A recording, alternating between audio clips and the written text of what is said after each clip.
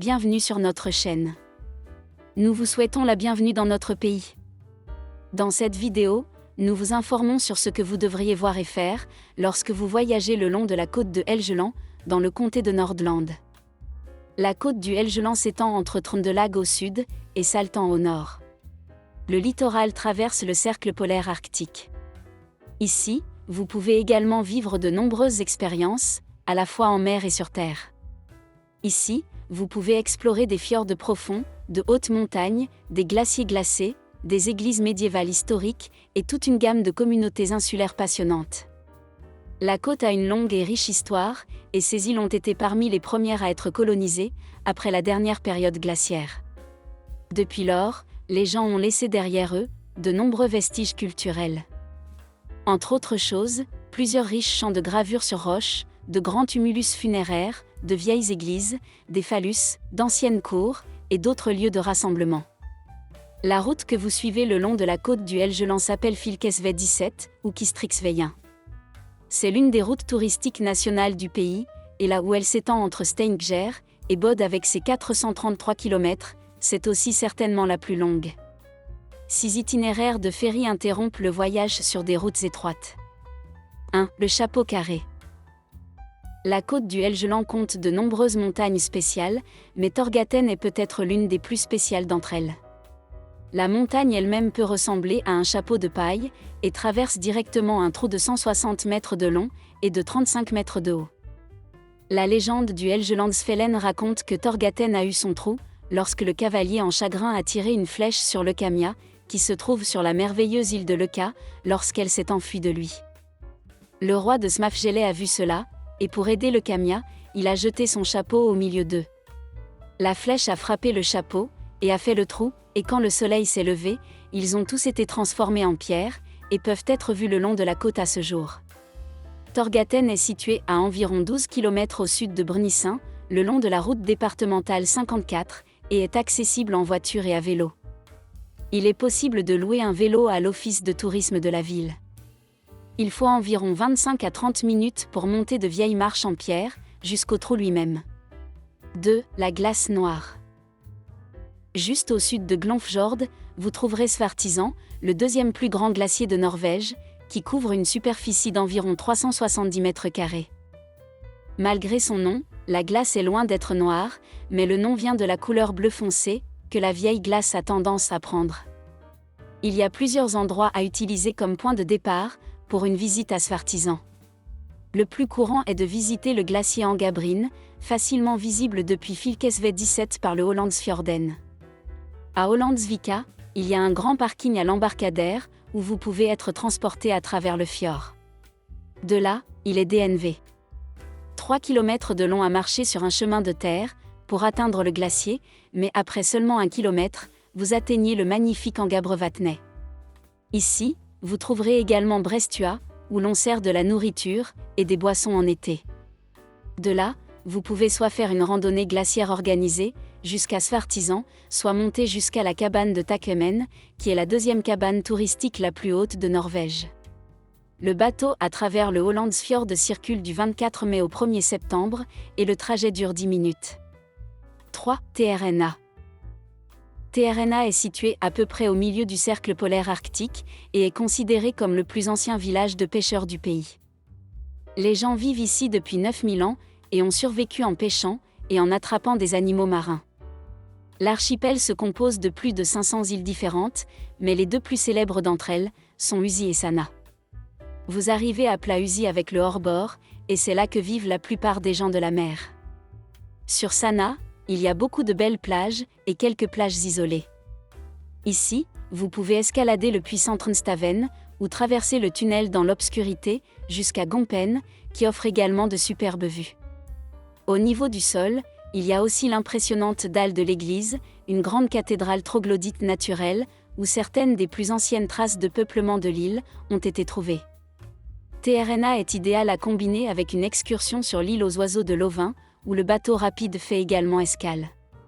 Chaque mois de juillet, Trna Festivalan est également organisé ici dans la Brèche marine. Vous pouvez vous rendre à TRNA, en hors-bord depuis Stokvagen. 4. Rdilva. Il y a beaucoup de belles randonnées en montagne que vous pouvez faire le long de la côte de Helgeland. L'un des plus beaux est le voyage jusqu'à Ardilva. Le sommet ne culmine qu'à 443 mètres, mais offre une vue presque magique sur l'archipel et la côte au nord comme au sud. Si la visibilité est bonne, vous pouvez voir jusqu'au mur des Lofoten d'ici. Le sommet lui-même est quelque peu aéré, et peut-être pas pour ceux qui ont peur des hauteurs. Vous pouvez vous rendre à RDI en ferry, et en hors-bord, ce dernier s'arrête également à Thon, Bod et Sandnesgen, entre autres. 5. Eri et DNA.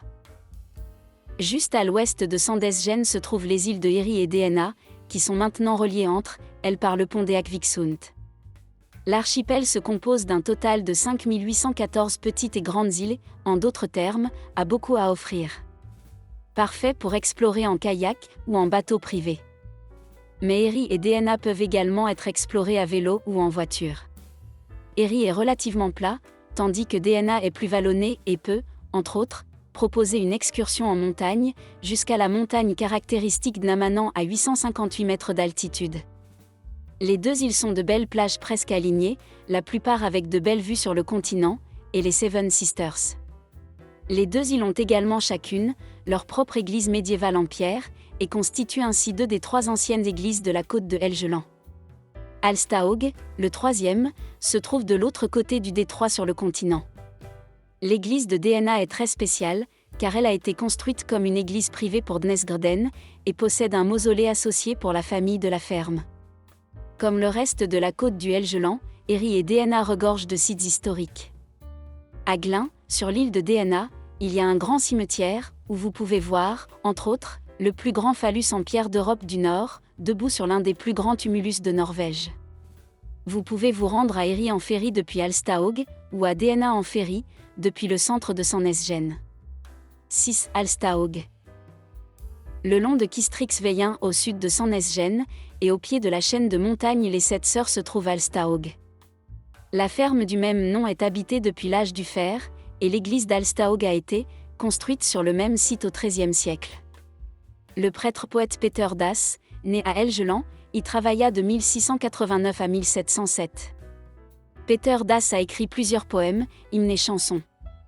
Entre autres, La trompette de Nordland, qui est un hommage à la région, et l'hymne bien connu Lord God, Your Prosune Onur.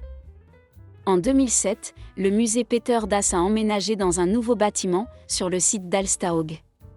Ici, il est également possible de visiter les anciens bâtiments du presbytère du XVIIIe siècle, ainsi que de se promener parmi les tumulus d'Onisset.